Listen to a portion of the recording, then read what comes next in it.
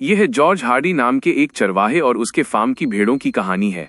George farm पर ही एक कारवां में रहता है। उसने अपनी हर एक भेड़ को एक नाम दिया है।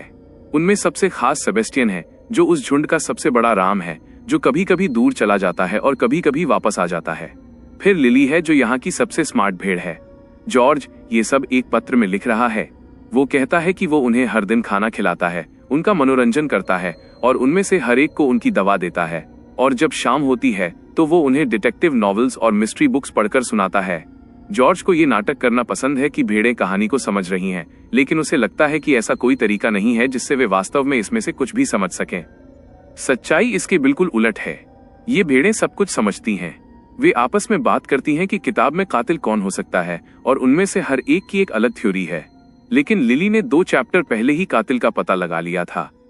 वो वास्तव में उन सब में सबसे स्मार्ट भेड़ है। और अगले दिन जब जॉर्ज कहानी खत्म करता है तो वो सही साबित होती है। यहाँ 3 एनर्जेटिक लैम्प्स भी हैं। ज्यादातर लैम्प स्प्रिंग में पैदा होते हैं, लेकिन यहाँ एक विंटर लैम्प भी है। इसका कोई नाम नहीं है। भेड़ें इसे अपने झुंड का हिस्सा नहीं मानती, इसलिए जॉर्ज इसकी थोड़ी अतिरिक्त देखभाल करता है। यह देखकर भेड़ें तय करती हैं कि जॉर्ज एक भेड़ नहीं है, वो बस विंटर लैम्प को नहीं समझता। जॉर्ज डेनब्रुक नाम के एक शहर के पास रहता है। वहीं चरवाहा कालेब रहता है। हैम नाम का एक कसाई वहां रहता है। बेथ नाम की एक सराय मालकिन वहां रहती है। और चर्च में हिलकोट नाम का एक रेवरेंड रहता है, एक ऐसा आदमी जिसके साथ जॉर्ज का एक जटिल रिश्ता है। जॉर्ज चर्च के बीच में जाता है और डोनेशन प्लेट पर कैश का एक मोटा बंडल रख देता है। जॉर्ज, जिसके लिए भी ये पत्र लिख रहा है, वो चाहता है कि वो व्यक्ति यहाँ आए और उसके झुंड से मिले। अगले दिन कालेब के ट्रक को देखते ही भेड़ें एक्साइटेड हो जाती हैं। वे उसे पसंद करती हैं। जुड़वा भेड़ें पहले से ही उसके शाइनी ट्रक को टक्कर मारने की प्लानिंग कर रही हैं, लेकिन लिली उन्हें रोक देती है। वे बिना किसी वजह के चीजों को टक्कर नहीं मारती। कालेब के आने से भेड़ों को लगता है कि शायद दोनों झुंडों को मिलाया जाने वाला है, लेकिन जॉर्ज उसे कारवां से बाहर धकेल देता है। अंदर कुछ और ही चल रहा है। भेड़ें कहने लगती हैं कि ये दुखद है और उन्हें इसे भूल जाना चाहिए कि ऐसा कभी हुआ था। अब यहाँ की कोई भी भेड़ जो चाहे भूल सकती है, सिवाय मेपल के, जो कुछ नहीं भूलता। इसलिए वे उससे कहते हैं कि वह उन्हें इसके बारे में याद न दिलाए। 3 तक गिनने पर भेड़ें कालेब की विजिट को पूरी तरह भूल जाती हैं। इस बीच स्थानीय सांस्कृतिक उत्सव को कवर करने के लिए शहर में एक पत्रकार आता है। पोस्ट ऑफिस में बेथ जॉर्ज का एक पत्र देखती है, जो रेबेका हैम्स्टेड नाम के किसी व्यक्ति को संबोधित है। वे दोनों बात करने लगते हैं और तय करते हैं कि रोज सेंटेड पेपर पर लिखा पत्र एक लव लेटर होना चाहिए। इसलिए बेथ चुपके से इसे पोस्टवुमन के बैग से निकाल लेती है। तभी पत्रकार बेथ के पास आता है। वो सो कॉल्ड फेस्टिवल के लिए लगाई गई 3 छोटी मेजों को देखता है और तुरंत निराश हो जाता है। वो कहता है कि ये कोई फेस्टिवल नहीं है। वो गजट द्वारा भेजा गया इलियट मैथ्यूज नाम का एक छोटा पत्रकार है। वो काफी समय से एक असली कहानी की तलाश में है, लेकिन उसके फीचर्स एडिटर ने उसे यहाँ भेज दिया। इस जगह के बारे में लिखने से निश्चित रूप से उसे कोई प्रमोशन नहीं मिलेगा। लिली आती है और उससे अपनी एडमिशन फी मांगती है। वह केवल अपने बिजनेस की परवाह करती है। इलियट चला जाता है। उस रात मौसम बारिश और गरज में बदल जाता है। लैम्स गरज से डर जाते हैं, इसलिए सर रिचफील्ड उन्हें बताते हैं कि वे सभी बादल कभी भेड़ थे, और जब वे जमीन को सूखते हुए देखते हैं तो वे घास और तिपतिया घास उगाने के लिए नाचने लगते हैं। यहाँ हर कोई मानता है कि भेड़ें कभी नहीं मरती, वे बस बादलों में बदल जाती हैं। किसी को याद नहीं कैसे। केवल मेपल जानता है कि इसमें से कुछ भी सच नहीं है, लेकिन वो फिर भी कहानी का समर्थन करता है। दूसरी जगह हिलकोट पैसों को एक सेफ में बंद कर देता है। हैम अपने कसाई के चाकू तेज करता है और बेथ जॉर्ज का पत्र पढ़कर आग बबूला हो जाती है। उसी पल इलियट की कार एक पेड़ से टकरा जाती है। वो अपनी कार को मौके से टो करवाता है, लेकिन जैसे ही वो गाड़ी चलाता है उसे रोशनी की एक चमक दिखाई देती है। फिर जॉर्ज के दरवाजे पर एक तेज दस्तक होती है। अगली सुबह भेड़ें जागती हैं और बाहर जाती हैं, जहां वे जॉर्ज को जमीन पर पड़ा हुआ पाती हैं। लिली को लगता है कि ये कोई खेल है, लेकिन मेपल जॉर्ज की धड़कन चेक करता है और महसूस करता है कि वो मर चुका है। लिली जिद करती है कि मरना सच नहीं है, ये केवल किताबों में होता है। वो पूछती है कि क्या वो बादल में बदल जाएगा। मेपल उसे बताता है नहीं, केवल भेड़ें ही ऐसा करती हैं। लिली जॉर्ज के हाथ पर अपना सिर रख देती है। बाकी झुंड को भी खबर मिल जाती है। जॉर्ज के बिना वे क्या करेंगे। लिली कहती है कि उन्हें जॉर्ज को भूलना होगा। मेपल के विरोध के बावजूद वे सभी 3 तक गिनने पर उसे भूलने लगते हैं। तभी सेबेस्टियन दिखाई देता है और कहता है कि वो उन्हें अपने चरवाहे को इतनी आसानी से भूलने नहीं देगा। वे सभी उसे याद रखेंगे, क्योंकि एक दोस्त को कभी नहीं भूलना चाहिए। जॉर्ज ने उसे एक बार न्याय दिखाया था और वो बदले में इसके हकदार हैं। सेबेस्टियन उन्हें बताता है कि जॉर्ज ने उन सभी को केवल उनकी ऊन के लिए पाला था और यहाँ की भेड़ें ये भी नहीं जानती कि ऊन के अलावा किसी भेड़ को क्यों पाला जाता है। तभी एक लैम्ब एक सवाल के साथ आगे बढ़ता है, जॉर्ज का मर्डर क्यों किया गया? रात की कहानियों में मृतकों का हमेशा मर्डर किया जाता है। इस सवाल से लिली के दिमाग में भी एक चिंगारी जलती है। जल्द ही पुलिस आ जाती है और कालेब वो पहला व्यक्ति था जिसने शव को ढूंढा था। कसाई हैम भी आ जाता है और जॉर्ज की भेड़ों को गिनने लगता है। लिली हैरान है, जॉर्ज बिना अपनी टोपी और रेनकोट के बारिश में बाहर क्यों गया होगा? फिर वो कारवां के अंदर ड्रिंक्स के 2 गिलास देखती है, जिसका मतलब है कि कोई और भी उसके साथ वहां था। रिपोर्टर इलियट भी आता है। वो जॉर्ज की तस्वीरें खींचता है, लेकिन ऑफिसर टिम उसे बताता है कि ये एक हार्ट अटैक था। उसके लिए कोई बड़ी कहानी नहीं है। टिम पहले ही कारवां के नीचे और आसपास देख चुका था, लेकिन इलियट के बताने के बाद वो कारवां के अंदर भी चेक करता है।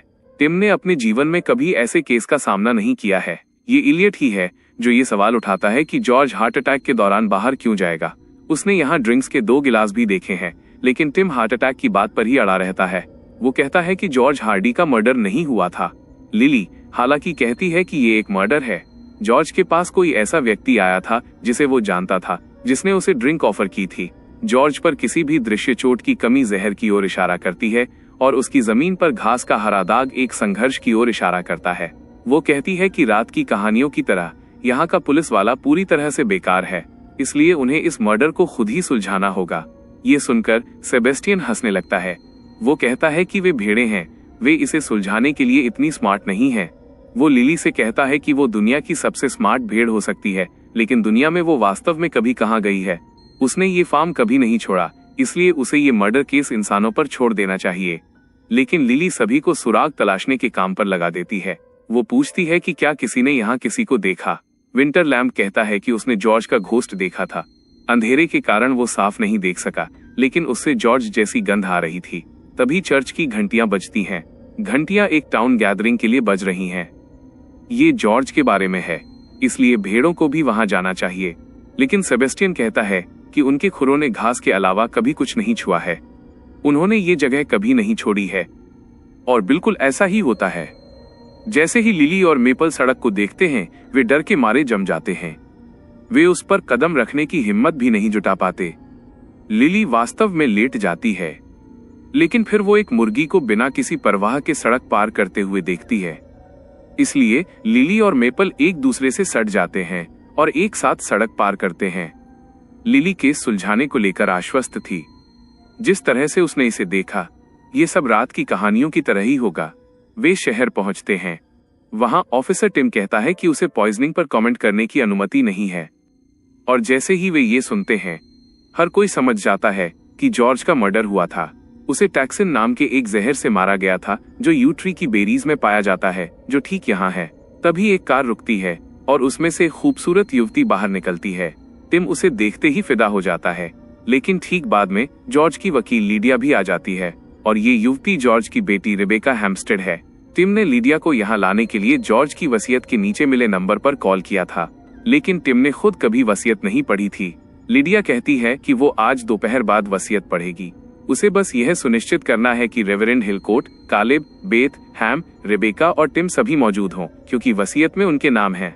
लीडिया कहती है कि रेबेका अमेरिका में रहती है और फिर भी वो डेनब्रुक में उस दिन मौजूद है जिस दिन उसके पिता की मृत्यु हुई, यानी वो उस रात पहले से ही देश में थी जब जॉर्ज मारा गया था। लीडिया टिम की हालत को एक नजर देखती है और समझ जाती है कि ये उसका पहला मर्डर केस है। भेड़ें भी वसीयत पढ़ने पहुंच जाती हैं। कमरे के अंदर टिम रेबेका से पूछता है कि क्या वो आज ही आ सकती थी या वो कल रात पहले से ही देश में थी जब जॉर्ज का मर्डर हुआ था। रेबेका कहती है कि वो कल शाम 7 बजे देश में आई थी, लेकिन वो आज से पहले कभी डेनब्रुक नहीं आई थी। भेड़ें नोटिस करती हैं कि रेबेका के चेहरे पर एक मुस्कान है, लेकिन उसकी आंखों में डर है। रेबेका रोने लगती है और कहती है कि उसे आज उससे मिलना था। इस बीच मैपल की नजर दूसरी खिड़की से एक गाजर पर पड़ती है और वो उस तक पहुंचने और उसे खाने की कोशिश में फंस जाता है। अंदर रेबेका खुलासा करती है कि उसका एक जुड़वा भाई भी है जिससे वो कभी नहीं मिली, लेकिन वो दक्षिण अफ्रीका में रहता है। तभी लिडिया आती है और इलियट को बाहर निकाल देती है और उससे कहती है कि उसका यहाँ कोई काम नहीं है और वो बाहर चला जाए। सराय में एक सुखाने वाले तकिए पर एक हरा दाग है। लिडिया ने जॉर्ज के बेटे पीटर को भी वसीयत पढ़ने में शामिल होने के लिए बुलाया है। वो बताती है कि जॉर्ज ने उसे 2 महीने पहले अपनी वसीयत की एक कॉपी भेजी थी, लेकिन आज वो एक नई वसीयत पढ़ेगी जो टिम को उसकी मेज पर मिली थी और जिस पर उसकी मृत्यु से 3 दिन पहले की तारीख थी। इसमें जॉर्ज कहता है कि उसका उनमें से प्रत्येक के साथ अधूरा बिजनेस है।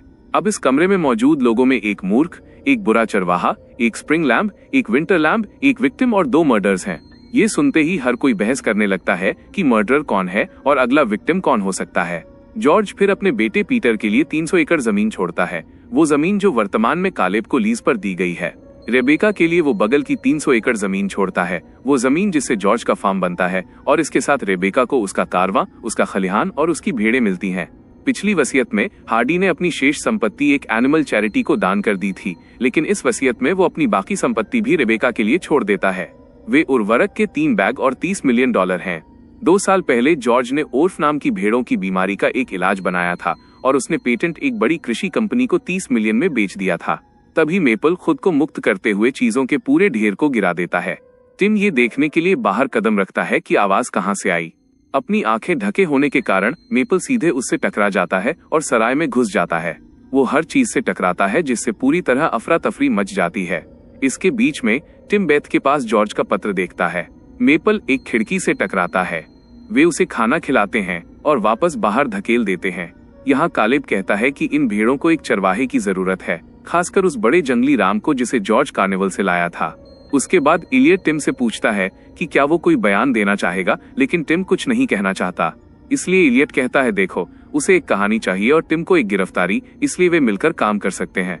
कल रात जब उसकी कार को टो किया जा रहा था, उसने रात करीब 9 बजे जॉर्ज के खेत के पास एक फ्लैशलाइट देखी थी और कोरोनर ने भी यही कहा कि जॉर्ज की मौत रात 8 बजे से 11 बजे के बीच किसी समय हुई थी। वे दोनों मिलकर काम करने पर सहमत होते हैं। भेड़ें लिली से पूछती हैं कि उसने अभी तक मिस्ट्री क्यों नहीं सुलझाई। वो रात की कहानियों में उन्हें तुरंत सुलझा लेती है। लिली कहती है कि असली दुनिया किताबों से अलग है। तभी उनकी नजर रेबेका पर पड़ती है जो फ्लैशलाइट लेकर बाहर कुछ ढूंढ रही है।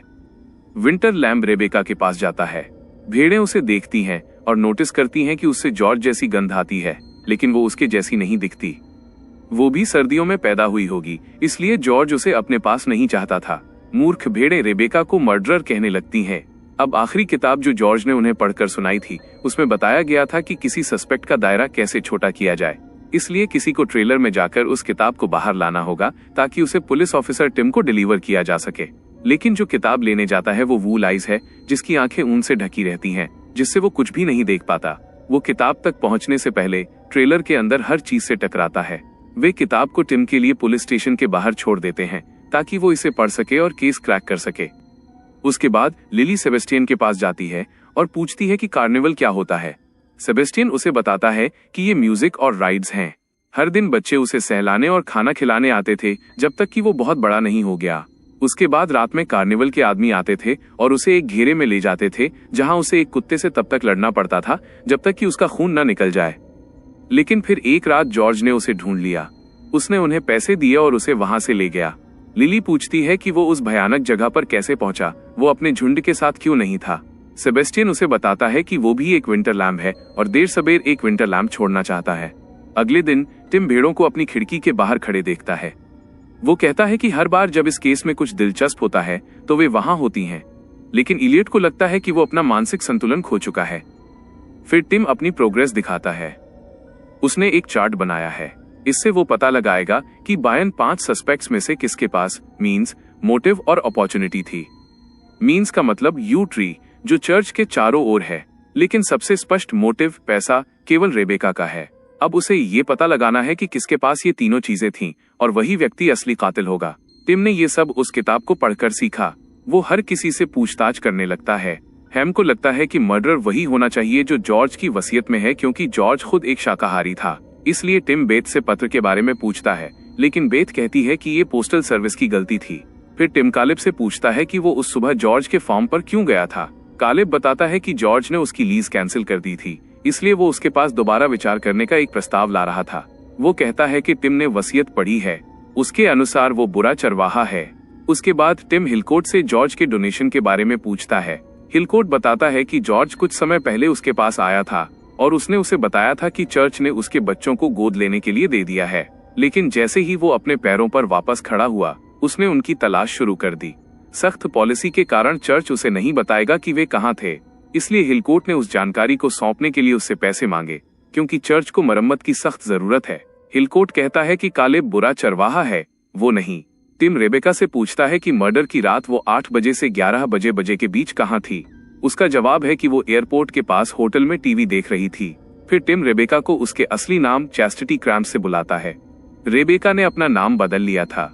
उसका बैकग्राउंड चेक करने पर टिम को पता चला कि वो कभी एक जाने माने अपराधी से जुड़ी थी और यहाँ तक कि उसके साथ एक बैंक अकाउंट भी शेयर करती थी।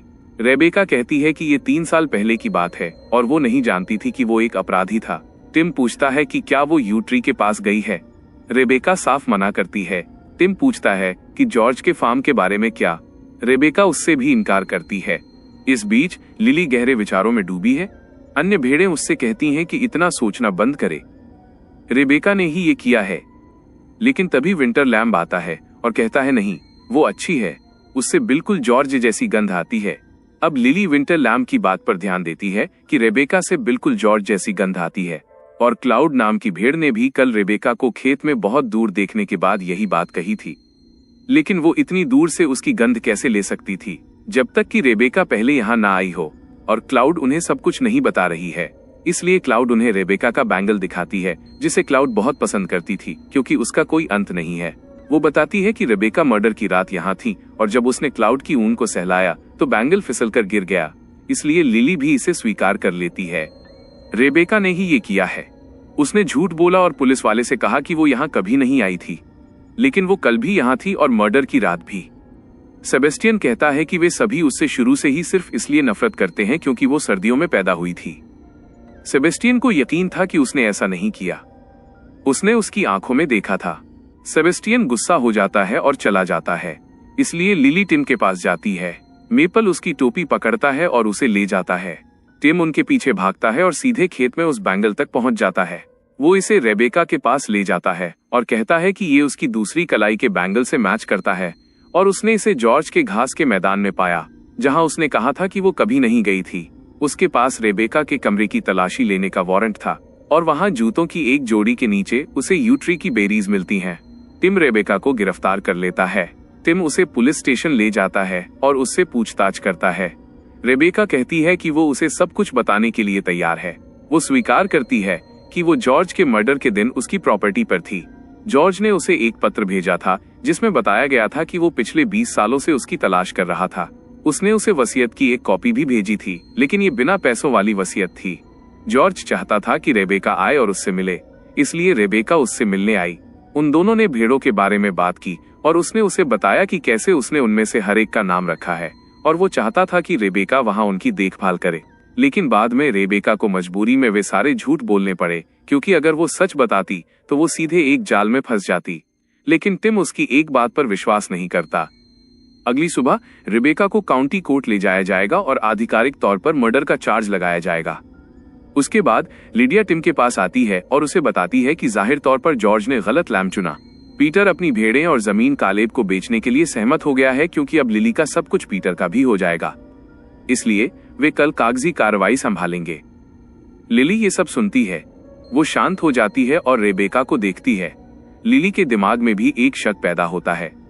फिर मेपल इशारा करता है कि कालेब का घास का मैदान बाड़ के दूसरी तरफ है, क्यों ना वे वहां जाएं और अपने नए झुंड से मिलें। लेकिन जब वे वहां जाते हैं तो कालेब की भेड़ें दिखाई देती हैं। उनके चेहरे इतने काले हैं कि आप उन्हें देख भी नहीं सकते। वे फ्रेंच भेड़ें थीं। लिली कहती है कि कालेब उनका नया चरवाहा होगा। फिर एक भेड़ आगे बढ़ती है और कहती है, भागो। कालेब के कुत्तों के भौंकने की आवाज गूंजती है और कालेब की भेड़ें गायब हो जाती हैं।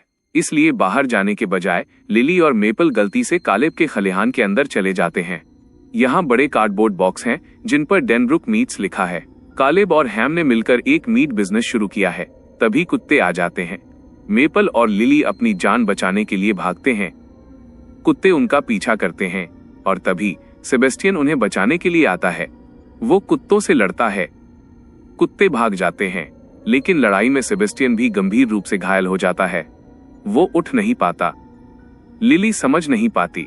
मेपल कहता है कि वो मर रहा है और ये सब देखकर लिली को एहसास होता है कि बादल में बदलने वाली कहानी एक झूठ है। अपने अंतिम पलों में मरता हुआ सेबेस्टियन जॉर्ज को देखता है। फिर कालेब को आते देख मेपल लिली को वहां से निकाल ले जाता है। वे दोनों दूसरों को जगाते हैं और उनसे कहते हैं, हमारे पीछे आओ। लेकिन सड़क देखकर बाकी भेड़ें रुक जाती हैं। लिली उन्हें बताती है कि सेबेस्टियन मर चुका है और अगर वे आज रात नहीं निकले तो वे सब भी मर जाएंगे। कालेब भेड़ों को भोजन में बदल देता है, इसलिए बाकी भेड़ें कहती हैं, भयानक बातें कहना बंद करो। वे लिली की कही बातों को भूलना चुनती हैं। लिली के विरोध के बावजूद वे ये सब भूल जाती हैं। वे सभी वापस घास के मैदान में चली जाती हैं। इसलिए लिली मेपल से पूछती है, आज रात मैंने पहली बार किसी भेड़ को मरते हुए नहीं देखा, है ना? मेपल कहता है कि हाँ, उसे सारी बुरी चीजें याद हैं, लेकिन उसे अच्छी चीजें भी याद हैं, जैसे उसकी माँ का चेहरा और उसके सारे पुराने दोस्त। और वो सेबेस्टियन को याद रखेगी। वो जानता है कि इससे दर्द होता है, लेकिन अगर वो भूल गई तो वो दूसरों को नहीं बचा सकती। और हमारी यादें ही उन लोगों को जिंदा रखती हैं जिन्हें हम प्यार करते हैं। लिली कारवां में जाकर सब कुछ भूलने ही वाली थी कि उसे अपने ठीक सामने जॉर्ज बैठा हुआ दिखाई देता है। लिली पूछती है कि क्या वो वास्तव में यहाँ है? जॉर्ज कहता है, हाँ वो है, क्योंकि वो उसे नहीं भूली। वो कहता है कि कालेब उसके झुंड का कुछ नहीं बिगाड़ने वाला, क्योंकि वो उन्हें बचाने जा रही है। अगर वो पता लगा लेती है कि वास्तव में ये किसने किया तो रेबेका को झुंड मिल जाएगा और वे सब सुरक्षित रहेंगे। लेकिन लिली सोचती है कि वो इसका पता कैसे लगाएगी। और तभी उसे हार्डी के हाथ पर लगा घास का हरा दाग याद आता है और सब कुछ साफ हो जाता है। लिली अब जानती है कि ये किसने किया। वह जानती है कि ये घास का दाग नहीं था। तभी विंटर लैम्प भी उनकी मदद के लिए आता है, जिसने कभी कुछ नहीं भूला था। लिली पहले उसका एक पैर पीले पेंट में डुबोती है, फिर दूसरा नीले पेंट में। उसके बाद विंटर लैम्प पुलिस स्टेशन जाता है। रेबेका ये सब देखता है। विंटर लैम्प कुछ लाइनें खींचता है। लिली उसे गाइड कर रही है।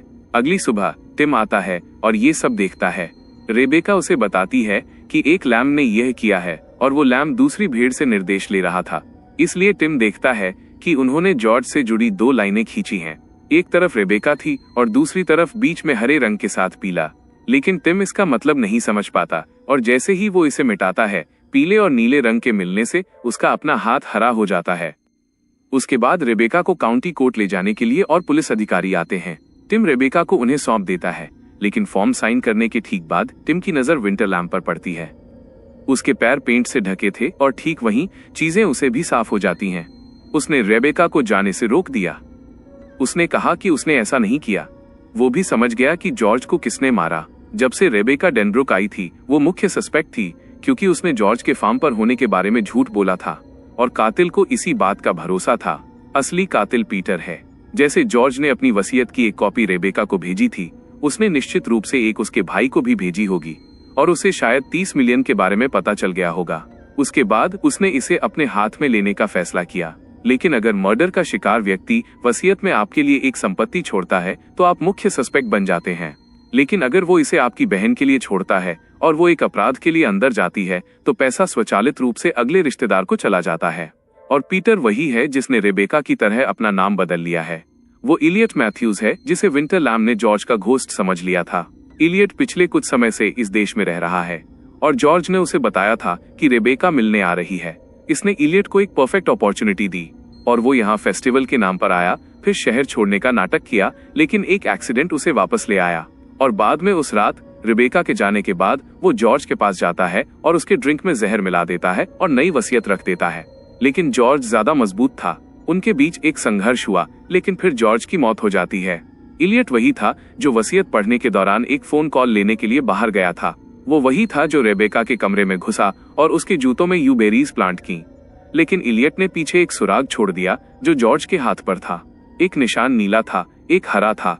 नीला रंग उस दवा से आया था जिसे वह बनाता था और हरा रंग नीले और पीले के मिलने से आया था। उस तकिए के कवर पर एक हरा दाग था जिस पर इलियट उस रात सोया था, जिस रात उसने जॉर्ज का मर्डर किया था। पीला रंग इलियट के बालों से आया था जिसे जॉर्ज ने अपने संघर्ष के दौरान पकड़ा था और सस्ता क्विक डाई रगड़कर उतर गया था। इलियट ने यहाँ आते समय जल्दबाजी में इसे रंगा था ताकि वो रेबेका और जॉर्ज जैसा बिल्कुल न दिखे। इलियट इस सब से इनकार करता है, इसलिए टिम उसका एक बाल लेता है। इलियट कहता है कि वो स्वीकार करता है कि वो एक नेचुरल ब्लॉन्ड नहीं है, लेकिन इससे कुछ साबित नहीं होता। लेकिन टिम ने बाल ये चेक करने के लिए नहीं लिया था कि वो ब्लॉन्ड है या नहीं। उसने इसे डीएनए चेक करने के लिए लिया था, ये कंफर्म करने के लिए कि इलियट वास्तव में हार्डी का बेटा था, और फिर सब कुछ साबित हो जाएगा। इसलिए इलियट भागता है और तभी वे दो राम आते हैं जिन्हें चीजों को टक्कर मारना पसंद है। लिली उनसे कहती है, जाओ उसे टक्कर मारो। वे बिल्कुल ऐसा ही करते हैं और इलियट की कार को रोक देते हैं। इलियट गिरफ्तार हो जाता है। टिम रेबेका से माफी मांगता है। विंटर लैम्ब भी उससे मिलने आता है। टिम लिली को भी एक थैंकफुल लुक देता है। उसके बाद वे चले जाते हैं, लेकिन विंटर लैम्ब पीछे रह जाता है। फिर बेथ रेबेका को वो पत्र देती है जो जॉर्ज ने लिखा था, जिसे वो सोचती रही कि वो एक लव लेटर था।